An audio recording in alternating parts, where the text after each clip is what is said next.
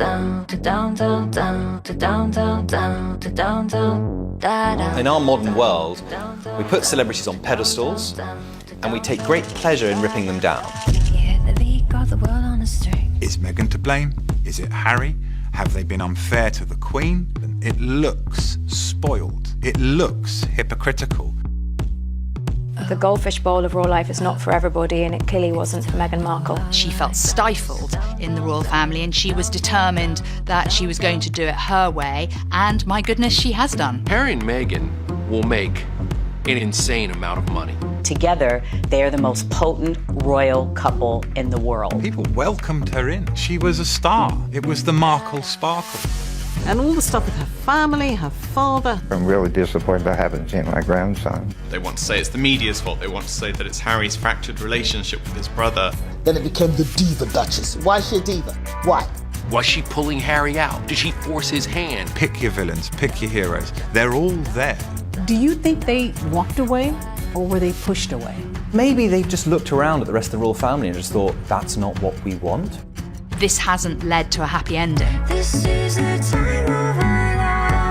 Tonight, an ABC News special, Royal Divide, Harry, Meghan, and the Crown, with Deborah Roberts. The royal family continue to deliver new storylines that we've not experienced before. Once Meghan and I were married, we were excited, we were hopeful, and we were here to serve. For those reasons, it brings me great sadness that it has come to this. This is a great, great story. The decision that I have made for my wife and I to step back is not one I made lightly. There was so many months of talks after so many years of challenges. Hang on, Harry. Where are you going? You're great. They're all family without you. No, don't do it. Harry has abdicated from his royal role. It was everywhere and it went around the world in an instant. Príncipe Harry y Meghan. I mean, this is like something straight out of The Crown. You reap what you sow, sister. A family fighting, two brothers butting heads. Maybe the in-law women don't get along with each other. Their grandmother's getting frustrated. Dad doesn't know what to do. Hello? That goes on in every house. That's what makes this so good. We have chosen to make a transition this year in starting to carve out a progressive new role within this institution. The palace were in utter panic mode. You take Prince Harry out of the royal family, you're taking the jewel out of the crown of the royal family. This was a complete shocker. What is the mood there in London right now? I thought, oh my God, they've quit? We now plan to balance our time between the United Kingdom and North America. And I know I haven't always gotten it right, but as far as this goes, there really was no other option. It was kind of dropping a nuclear bomb in the middle of the Queen's lap. And then all of a sudden, it was like, whoa, nobody in the royal family knows? This is like dysfunctional beyond belief. Some of the people that were there cheering them on the day of the wedding feel like this was a step too far. They put it out on Instagram, having just returned from a 6-week break in Canada. A couple that we knew weren't happy. Realising, having a glimpse of what life could be like outside of the bubble in London and saying, you know what, we're going to do this. This is what we want to do. They've come across as rather precious, spoilt millennials, throwing the toys out of the pram because it's not exactly what she wanted or they wanted as a couple. Harry and Meghan, in the eyes of the public, said, oh, actually, we just want the good parts. And we don't want to do all of this sort of boring pomp and pageantry. The public doesn't want them on yachts in the south of France with Elton John, because that's not what it means to be royal here. She probably has this sort of fairy tale view that we have, only to find that once she becomes involved with Harry, it's not a fairy tale. They started to get a lot of criticism about the way they were living their lives. Were they just being naive? It's not all palaces and fast cars and lots of money. It's the gilded cage. In the end, it's not about you, it's about anything you can do to support the Queen, who's the head of state. For Prince Harry to make the decision to say, I'm stepping back, I don't want to be a royal, that is an enormous slap in the face for the royal family as an institution itself. So Harry was, if you like, summoned to see the boss of the family. There was then a summit at Sandringham. It was a 2-hour meeting with Harry, the Queen, Charles and William. Harry, I heard, was extremely nervous before he went in there. He hoped that going in there he was going to see his 93-year-old grandmother, who was always had a soft spot for him, but there was a strong chance that behind that door was also a very angry monarch. And there they began to hash out what this new role for Harry's going to be. Who's going to pay for what kind of security you're going to have, where you're going to live, how many times you're coming home, what are your titles going to be, all that sort of stuff. Because they take money out of the sovereign grant, which is taxpayer money used to pay for the royal family. People in this country feel they have an ownership. So there's this sense that they should not be freeloading royals. And then came this sort of unprecedented statement from the Queen. Although we would have preferred them to remain full-time working members of the royal family, we respect and understand their wish to live a more independent life as a family, while remaining a valued part of my family. She repeated this word family 8 times in her statement. So the tone was more grandmotherly than sovereign. We support you, Harry. We're disappointed, but we want what's best for you. That is unprecedented. It was her saying, this is my family, we're sorting it out. But essentially that Harry and Meghan had got what they wanted. Harry and Meghan got what they wanted, but at a price. Our hope was to continue serving the Queen, the Commonwealth and my military associations, but without public funding. Unfortunately, that wasn't possible. She loves Harry, but when it comes to the decisions about the future of the crown, she's ruthless. And that's the big thing that people wanted to see, like the Queen came down with the hammer. She's 93 years old. She has been known to be tough, but yet she sounded very grandmotherly. But you can be lovingly tough, and in a very short period of time, a decision had been made by the Queen. Tonight, everyone looking at the clues in the Queen's words. Taking away the HRH titles, removing public money, they're no longer working members of the royal family because the Queen's not allowing it. I've accepted this, knowing that it doesn't change who I am or how committed I am. But I hope that helps you understand what it had come to, that I would step my family back from all I have ever known. I think despite our surprise at the way in which this news was delivered, the signs were there all along. We saw it when we were on the royal tour with them around Australia. Harry was not his usual self. He wasn't chatty, he wasn't calm and relaxed. He was kind of angry. The documentary that Meghan and Harry did with ITV clearly showed two people in a very fragile state. Meghan said that this wasn't what she expected. It's not enough to just survive something, right? Like, that's not the point of life. You've got to thrive, you've got to feel happy. It became clear now in retrospect, this is only going to go on for so long. It's a very real thing to be going through behind the scenes. They wanted privacy for their lives. You know, the way they introduced Archie was different. He wasn't given the title of Prince Archie. He was just Baby Archie. That was a clue. They'd reached a point where they knew that they had to make change quickly, or it could have major damage on their lives or even their mental health. Royal watchers are losing their minds, apparently. The backlash against the Duke and Duchess of Sussex decision has created enormous divisions. It's been very divisive. They are human. But they keep having problems. They keep doing the same silly things over and over again. Silly. Is she the victim or is she the villain? Is she the woman who stole the people's prince? For me, maybe Meghan is the woman that set Harry free. Meghan has, if you like, given Harry the confidence and the courage to take the biggest gamble in his entire life. Next, Megxit and the media. The press in this country have made Meghan's life a living hell. Meghan is being blamed.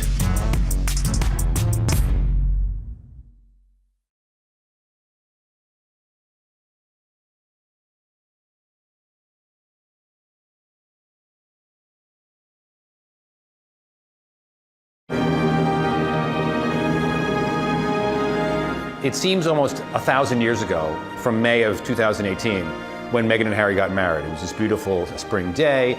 And their idyllic wedding was just typical of the British sort of adoration for them. It was so magical. And I'm a dude, and I was still caught up, swept deep in what happened that day. They seemed incredibly in love, and maybe more importantly, the public seemed very much in love with them. When 2 billion people watch them get married on television, People welcomed her in. She was a star. It was the Markle sparkle. But almost immediately after the doors closed on the church, the relationship between Meghan and particularly the British press began to sour. I just think she's a slight social climber, I'm afraid. Meghan spent more than £1 million just on her clothes. Meghan Markle just can't seem to hold on to employees. And they started talking about her being demanding, spending too much money, not caring about her royal duties, bossing Harry around. And over time, Harry and Meghan became very sensitive to these stories. We now live in an era where one negative story can become thousands of negative stories within minutes. There's the expensive wedding, there's the American expensive baby shower, and there is the renovation of a place called Frogmore Cottage. The royals are not celebrities, they're public servants. They're paid for by the British taxpayer. But then they took $3 million of public money to renovate Frogmore. That was controversial. What was even worse was then when they started to be preaching about doing our bit to save the planet. It's a race against time, and one in which we are losing. There was Harry on one hand who was talking about climate change. No one can deny science.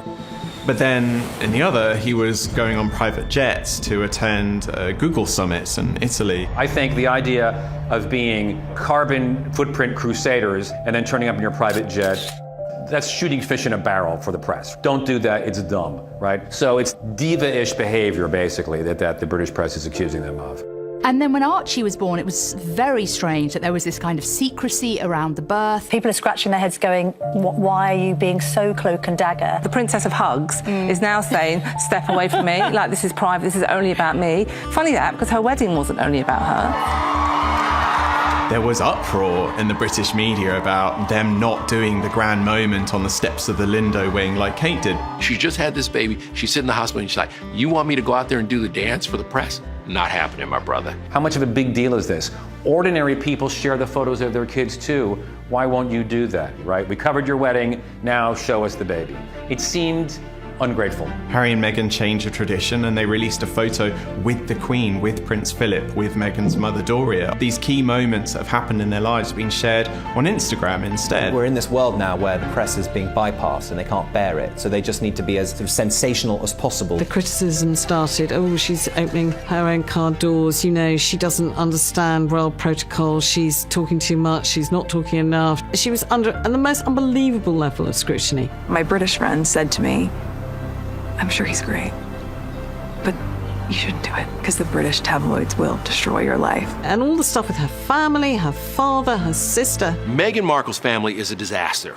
It is that simple. There's no way to get around it. Thomas Markle sitting next to Piers Morgan on British TV. I'm a little embarrassed for them and feeling very sorry for the Queen. Once again, he's exposing things about his daughter. And there's a sense, I think, that she feels that she's been hard done by, that she wasn't given a chance. I never thought that this would be easy, but I thought it would be fair.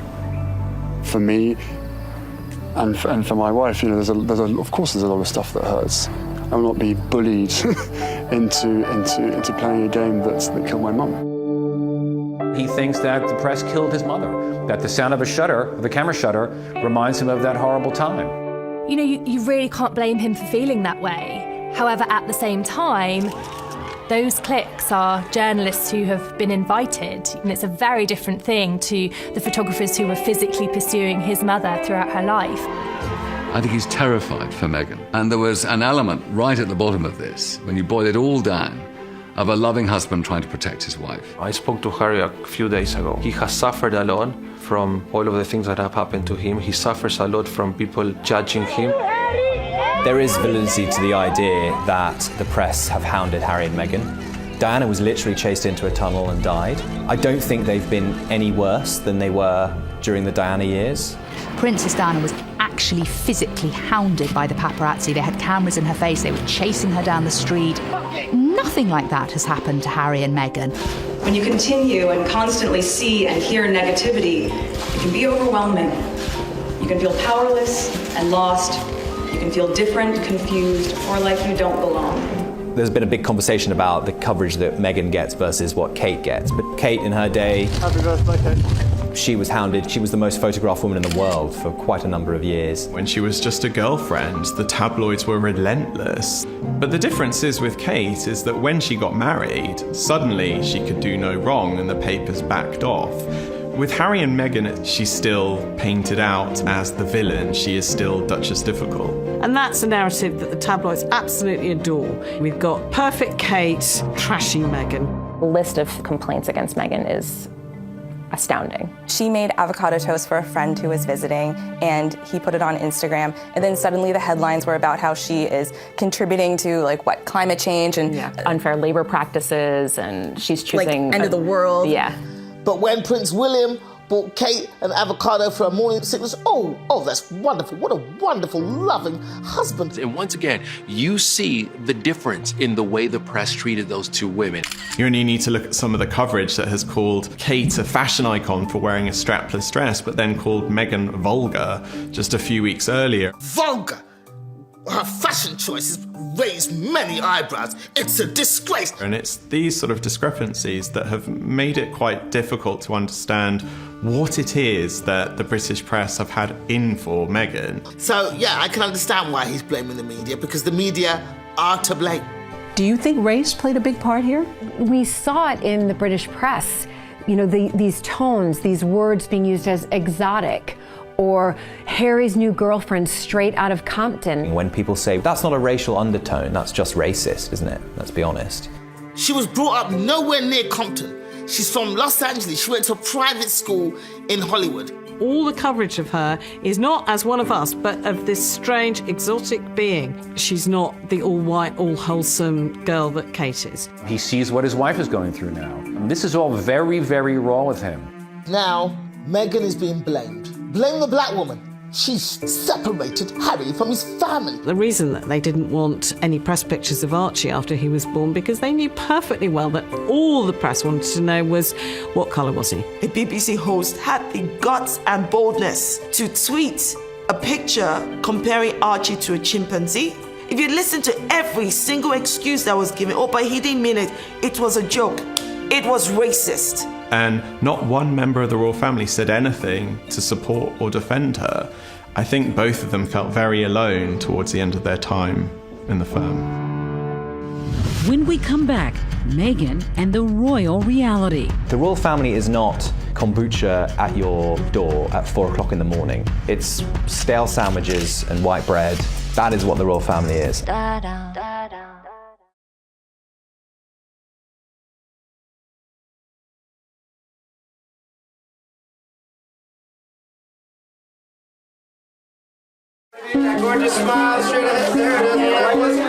How do you take a self-made woman in her 30s who personified the American dream before she even met Prince Harry, put her into the situation of the royal family, and expect her to be able to breathe? The flip-flop culture is part of just who I am. Hippy-dippy kind of woke avocado toast eating, Pilates and yoga, smoothie. I love my cutoffs and flip-flops and being as relaxed as can be. We kind of think that's weird, all of that, She was a divorcee with 1 million followers on Instagram, an actress, didn't tick a single box of princess-in-waiting material. She wasn't just this clone come to marry Prince Charming. If anybody knows about marrying into an aristocracy, as an American, you do.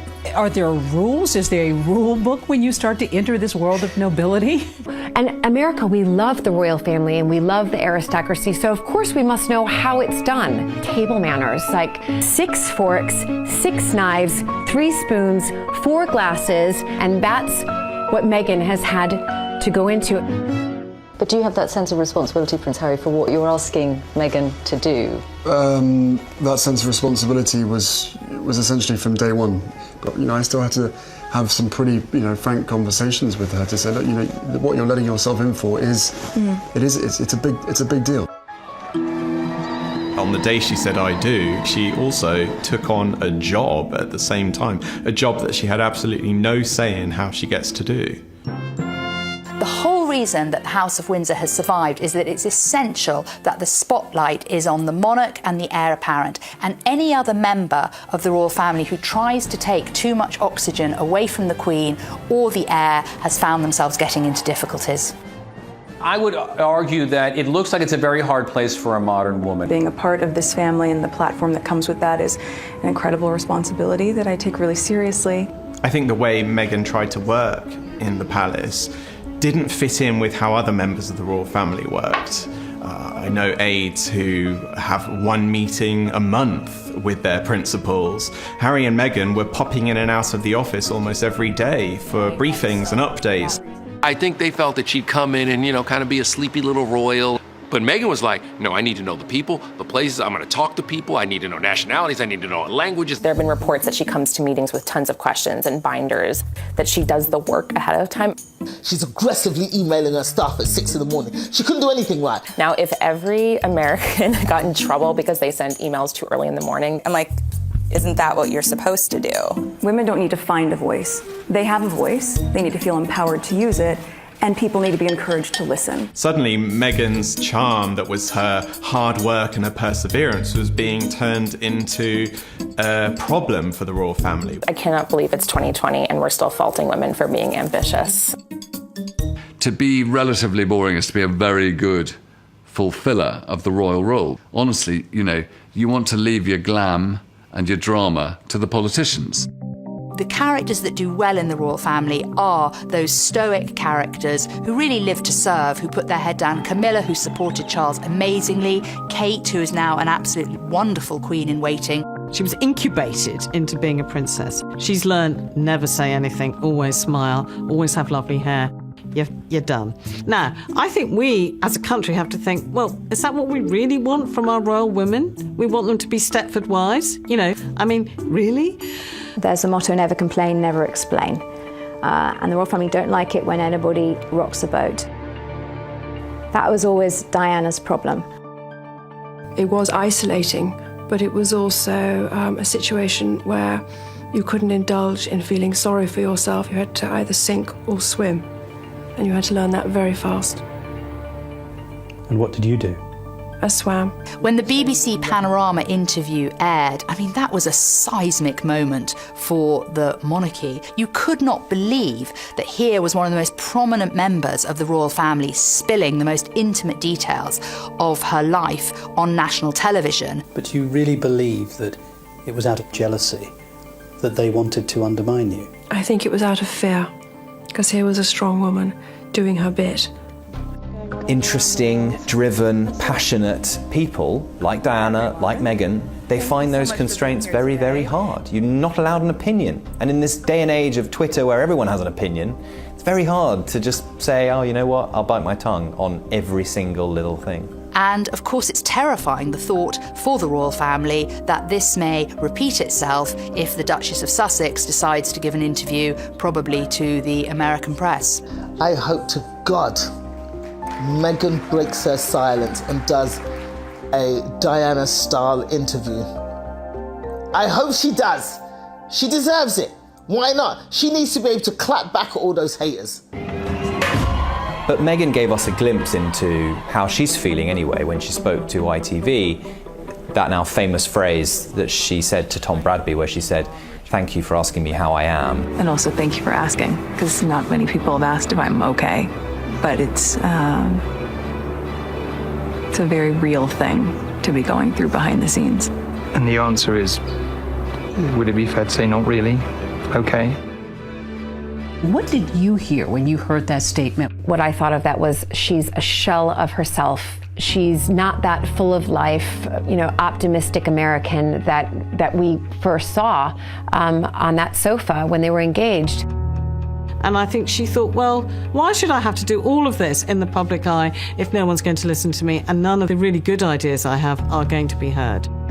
I think we feel that she had this immense privilege and she's almost sort of thrown it back in our faces because it wasn't exactly what she wanted or expected it to be. They've brought diversity into the royal family. They've brought an American into the royal family, a divorcee. They've shown that they can be modern and inclusive. And yet within 2 years, Meghan can't hack it. There was going to be this clash between a family wanting to bend her into place and her wanting to change them. So yes, maybe Meghan hasn't succeeded in totally revolutionising the royal family, but they haven't succeeded in bending her into place. Next, Harry, a reluctant prince. And during that period of frustration, did you ever wish that you weren't a prince? I wish that quite a lot, actually.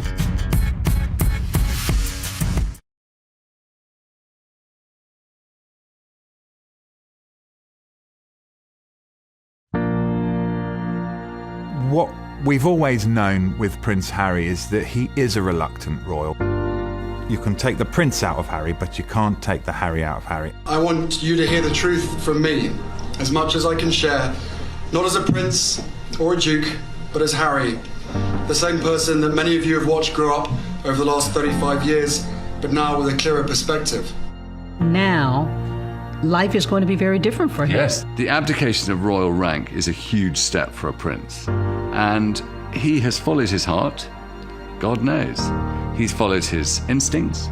My goodness me, it's going to be a challenge making this work. But that is Prince Harry. He doesn't want to be a royal. He's being a father. This is a guy who is trying to protect his cub and his lioness from whatever it takes. He has become an incredible man, the man that his mother would be proud of.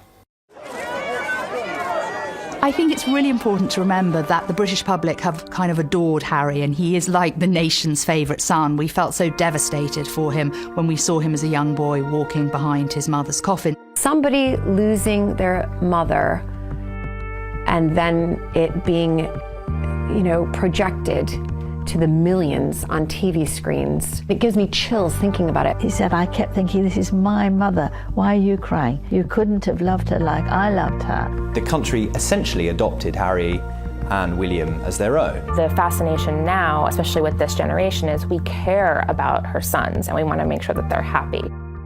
What we saw after Diana's death is that the bond between William and Harry surpassed any brotherly bond. I think for a long time, William and Harry maybe felt like a team outside of the royal family, children of Diana, somehow, different to everybody else. But you simply cannot underestimate how close Harry and William became. Harry obviously has been born and bred with a sense of duty. At the same time, before he even met Meghan, he was talking about the possibility of not being a prince. This is my bed. I don't really make it when I'm down here, which is a joy. That's it, made. He was in the army for many years. He did 2 tours in Afghanistan. I signed up because I wanted to be one of the lads. This sort of normality for me to be amongst these guys was so important. He talked about going into the army and how that gave him a certain amount of anonymity in some ways, that he was just Harry. And then, while he was out on operations in Afghanistan, somebody says where he is and he's brought home. I think that really hurt him. We saw Harry, for a number of years after leaving the army, almost taking the role of official royal gooseberry. Like the third wheel with Meghan and Will. It would be Harry popping up in the background at all sorts of events. Enter Meghan. Enter Meghan. She's already experienced a life that he wants a slice of. The British are very kind of reticent to do anything drastic, and he kind of needed this American to come and say, no, take what you want in life, be the person you want to be in life. When you have the privilege of meeting him face to face, he doesn't disappoint. He's a life and soul. He's the guy, he's the member of the royal family that if you were going to have a barbecue or a dinner party, he'd be top of your list of invites. In spite of the place that he was giving and all of the benefits and comfort that life has given him, he's one of the most committed and hardworking people that I know. Centre Ballet is a charity that is very special to Harry. It was set up in memory of Princess Diana. I was named the first ambassador for the charity, helping kids with HIV.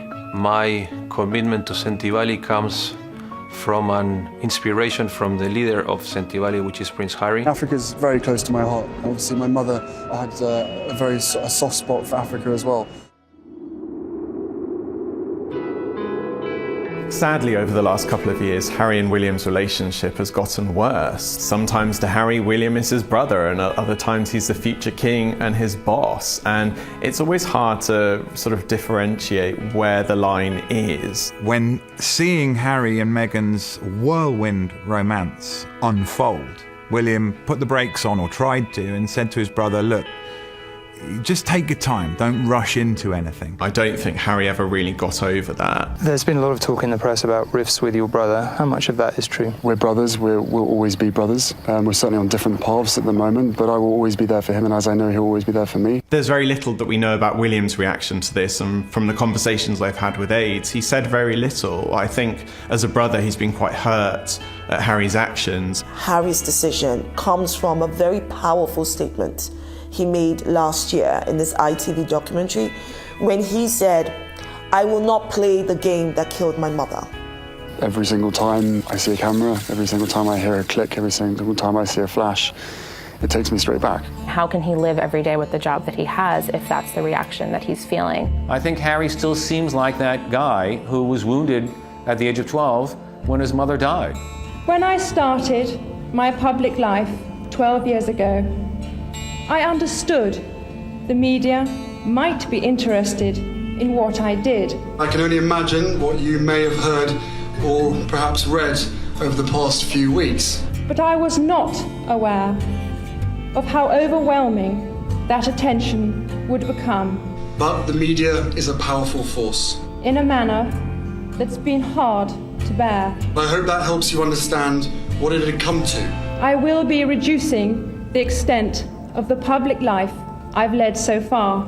That I would step my family back from all I have ever known, to take a step forward into what I hope can be a more peaceful life.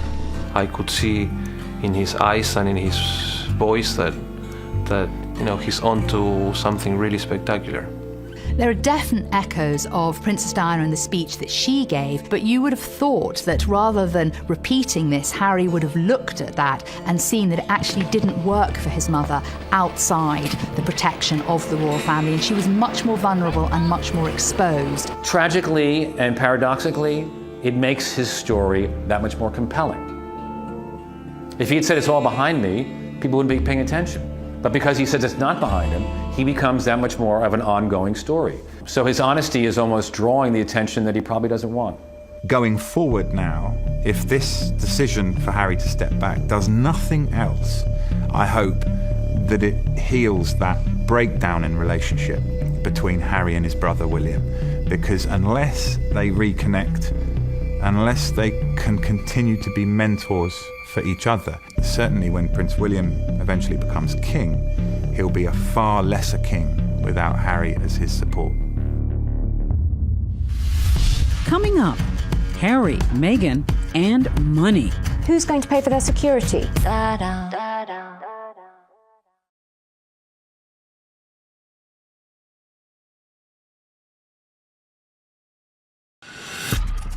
The decision that I have made for my wife and I to step back is not one I made lightly.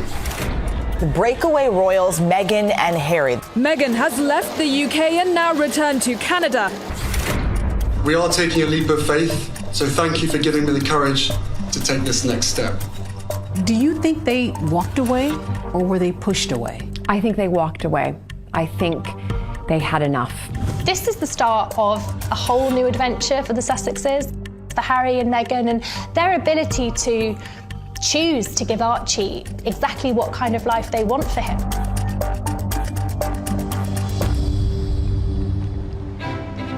Harry and Meghan are living on Vancouver Island, which is in British Columbia, the west coast of Canada. They have been staying there for almost a couple of months now. The couple have been staying in a beautiful waterside mansion. Well, I think Harry and Meghan have already experienced a breath of fresh air in Canada, a place where they are hugely adored. Canadians are really excited about Harry and Meghan moving to Canada. We haven't learned how to play it cool yet. Meghan lived in Toronto during the time that she was acting on Suits. I have been killing it here for the better part of a decade. We're kind here, we're polite. It's not going to be as negative towards them. At the same time, I think Canadians would feel a little bit hurt if Canada was just being used as a halfway house. They thought they could have a halfway house, but they were told, no way, you're out. The Queen had to rule decisively, taking away the HRH titles, removing publicly funded money, making them pay back about $4 million of money that was spent renovating their house. This is not an easy ride for Meghan and Harry. But I will tell you this, here's what they will gain. Harry and Meghan will make an extremely insane amount of money. That first Meghan and Harry interview is worth millions. And also, Harry has received a lot of money from his mother, grandmother, his father is still one of the wealthiest people on this planet. So the money's never gonna dry up.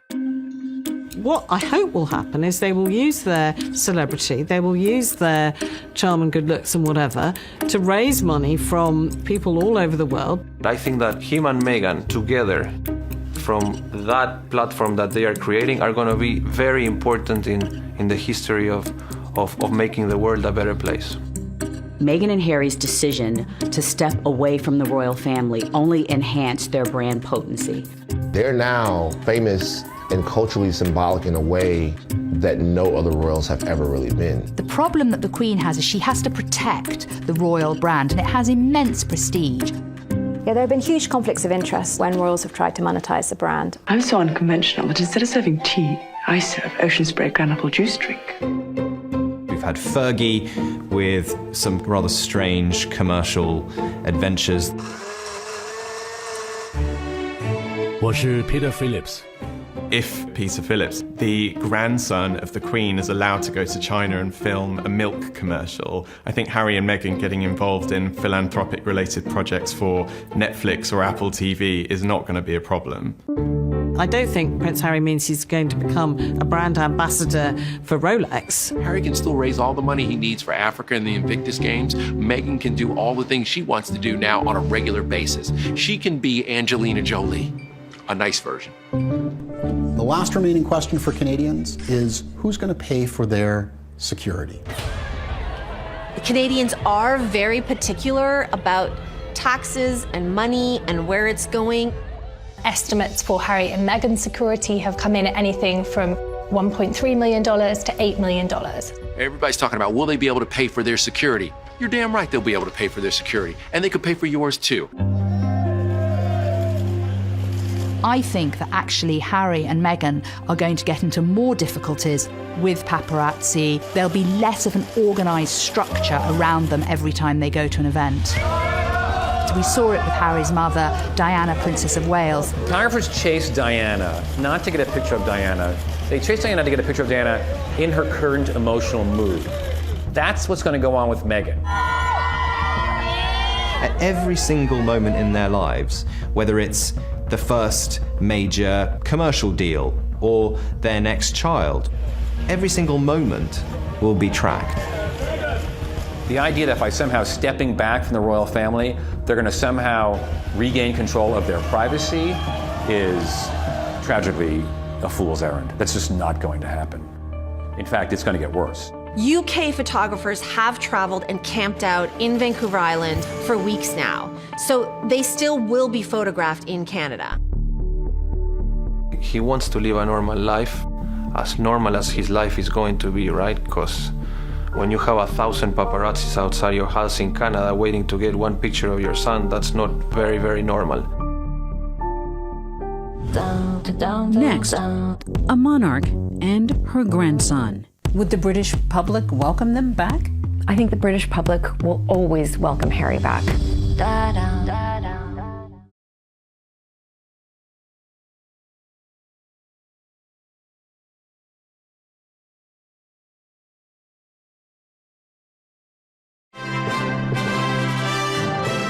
At the end of the day, there are lots of reasons that people care about this story, but one of the main reasons is because they're worried about the Queen. Long live the Queen. We love the Queen. Your Majesty, you look beautiful. This is a human story. The Queen is 93 years old. Her husband, Prince Philip, is 99 this year. He's not been at all well recently. She's had to cope with that. She's had to cope with Brexit. She's had to cope with Prince Andrew and all those dramas at the end of last year. But don't forget, this is a woman with a lot of experience, and I don't think people should worry too much. She has been through a lot. Seeing 3 of her children go through divorce, seeing her 2 grandsons lose their mother, this on a scale of tragic events in the royal family is very low down. Who won in this issue? Harry and Meghan or the Queen? I think everyone won. And the reason they all won is that you don't walk away from any negotiation with everything that you want. The Queen looks like she dropped the hammer on them. Harry and Meghan have gotten out of a system they don't want to live in anymore. They've gotten everything they want. Very sweet. Hi, nice to meet you. To now have spokespeople living in another Commonwealth country, Canada, where the Queen is also the Queen, it's actually a win for the royal family. Are they still considered royals at this point? Harry was born into the royal family, and in a sense, that blood tie will continue ad infinitum. But his royal rank, which is his princely appointment, has been put into suspended animation. Going forward, they don't have that kind of ethereal, everlasting, eternal magic that the royal family gives you. The Queen seemed to intimate that in about a year's time, we will see how this is all going. Is this kind of a trial separation, as it were? Well, I think there's a view that they will come back to look at how it's working in a year's time. I think we'll look back in 6 months' time and realise that not much has actually changed. They're obviously trying to do the best for their marriage, their best for Archie, for their son. But Harry does love his family. The important thing to remember is that the Queen is a grandmother and she has so much love for her grandson and he adores her, and that bond will stay.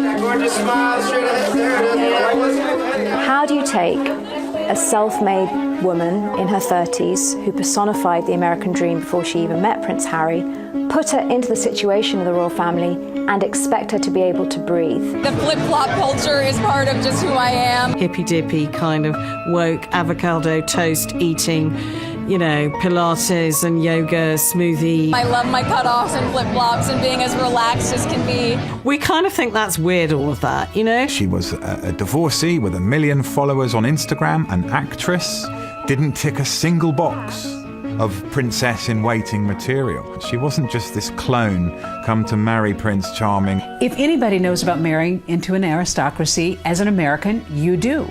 Are there rules? Is there a rule book when you start to enter this world of nobility? And America, we love the royal family and we love the aristocracy, so of course we must know how it's done. Table manners, like 6 forks, 6 knives, 3 spoons, 4 glasses, and that